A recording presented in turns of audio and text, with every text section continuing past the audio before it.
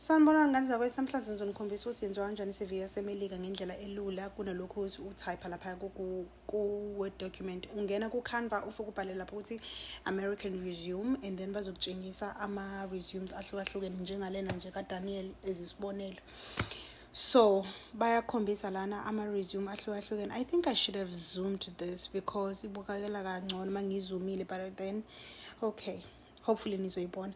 But nanka la eceleni ama-resume ngifake nje lapha kwi-search ku-Canva ngathi American resume, base bakhombisa ama-resume amaningi ama-format, indlela ongenza ngayo i-resume la e-America.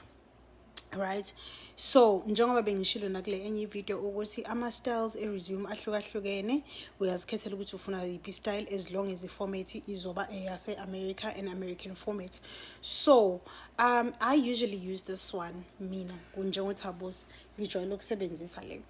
So mawungena khona ngizonikhombisa ke manje ngiyayi-edit. Basically bakwenzelile la i-CV, wena okwakuthi uchofa edit bese uyayi-editha i-CV yakho. So nasi isibonelo la ngiyakhombisa. Okokuqala sizokwenza igama, ngizosusa leyo ya Daniel bese ngifaka igama, ngibhale nawe uzokwenza njalo kweyakho, uzosusa igama leli ebhalwe lapha isibonelo bese ufake lakho igama njengoba ngibhala nami la ngibhala uSamantha Smith.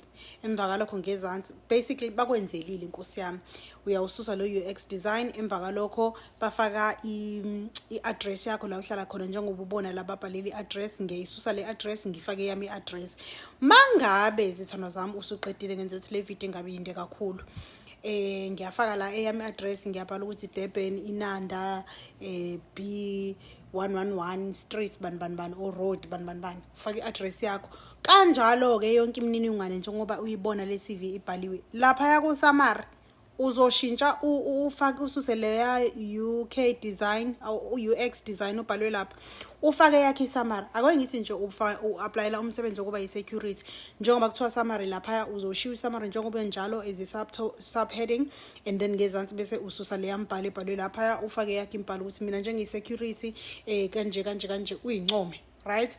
And then number 2 babhala ukuthi lapha yana technical skills, uzobusuyafaka izi-security ukuthi unayo i-computer, uyakwazi ukusebenzisa i-computer.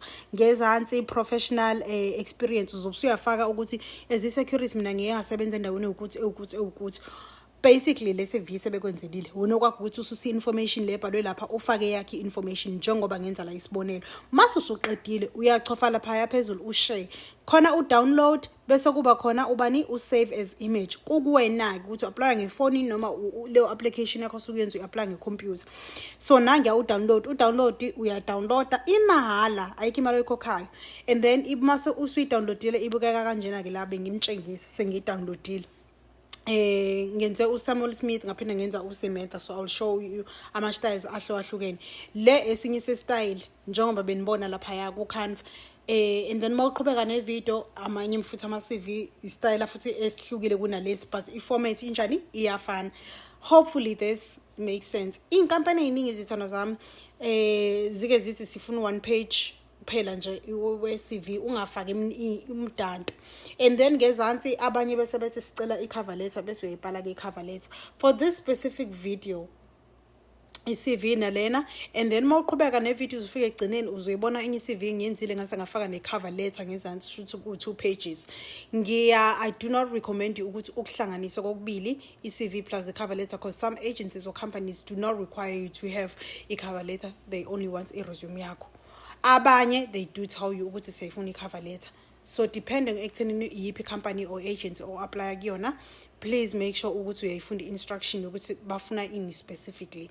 Nginifisela inhlanhla, hopefully this video izokusiza. Udownloada nje lapha yana, uya kwi-app yakhe efonini udownloade i-app ebizwa ngoCanva.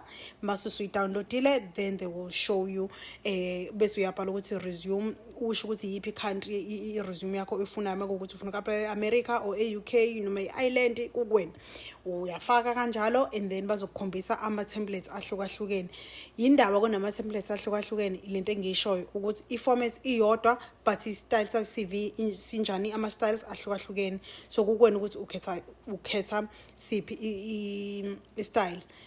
Ngiyanithanda ngani zakwethu, ngiyacela kwesami sihlangane ne-comment section. Ningakhohlwa ukusubscribe on this channel ukuze next time mangiposta imisebenzi la ungaphuthelwa. Ifoni yakho nje izokutshela kumahala ke guys ukusubscribe free. Ayikho imali oyikhokhayo ngokuthi usubscribile. Ngiyanithanda ngani zakwethu. Ayihlangane kwi-comment section makuwukuthi ninemibuzo. Ngiyabonga.